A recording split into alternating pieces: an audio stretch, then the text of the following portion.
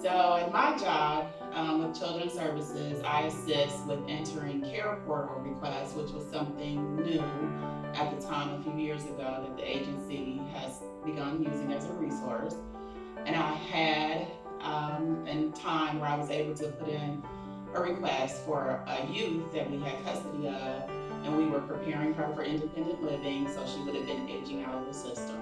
She was expecting, and we wanted to provide her with some baby supplies. So my supervisor said, well, let's submit a CarePortal request. I did, and unbeknownst to me, they provided her with a baby shower, which I thought was fantastic.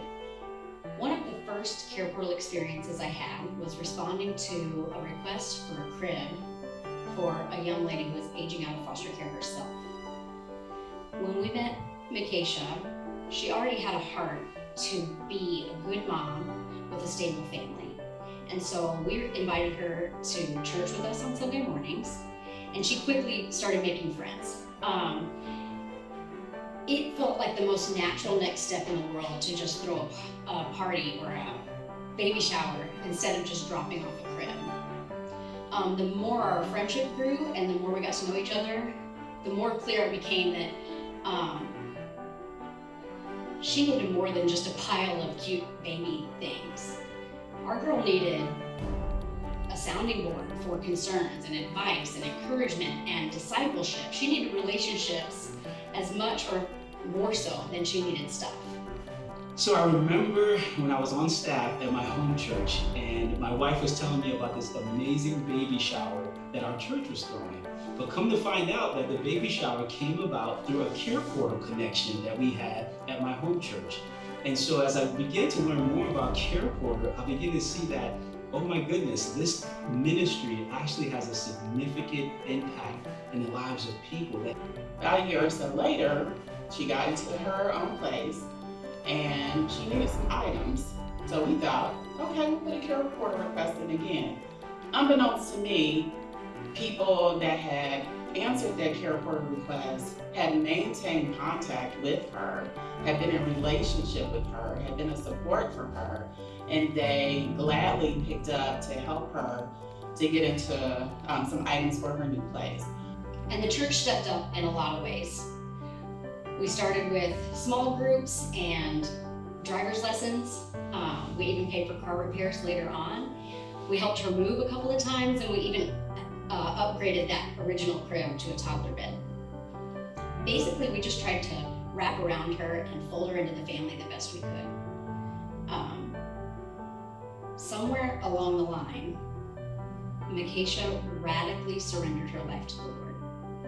So I was very pleasantly surprised because a lot of resources we have, we pretty much might get a money check or a voucher, somebody goes shopping, we get the item, and that's it. Caseworkers really don't have the time to get someone a baby shower or a party or any type of a housewarming or anything like that. It's more than just a number, right? That the connection that the CarePortal ministry at our church had led to a really authentic relationship, which therefore led to heart-to-heart life in our church hosting a baby shower through a CarePortal connection.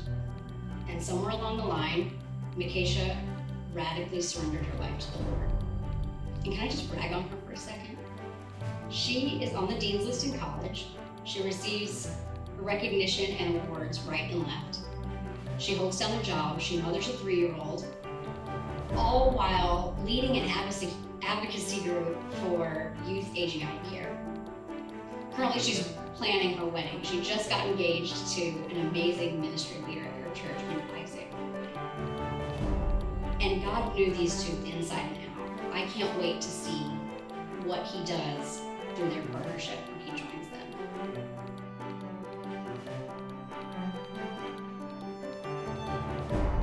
So the CarePortal has been absolutely fabulous for Hamilton County Job and Family Services, for us to assist our youth and our families.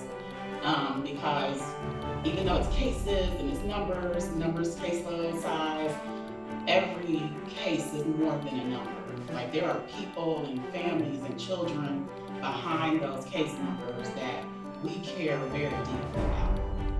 And so when it was time for us to plant our church and start a new endeavor, we knew that hands down, we had to have CarePortal at our church.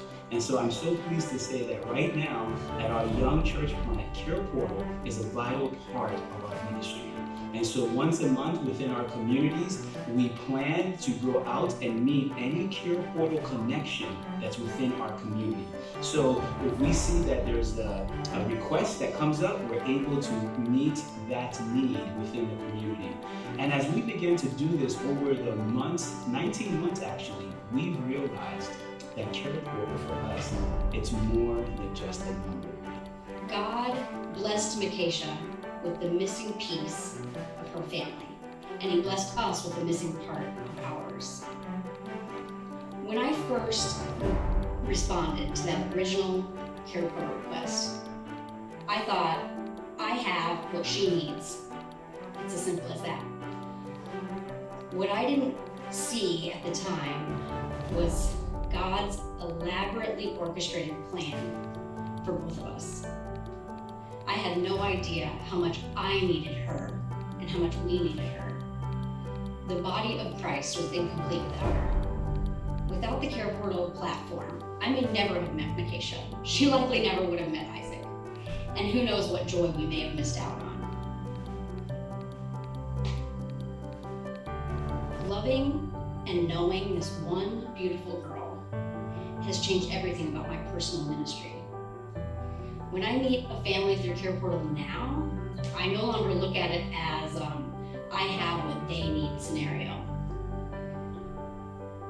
I approach each individual with excitement in my heart, thinking, what beauty has God deposited here?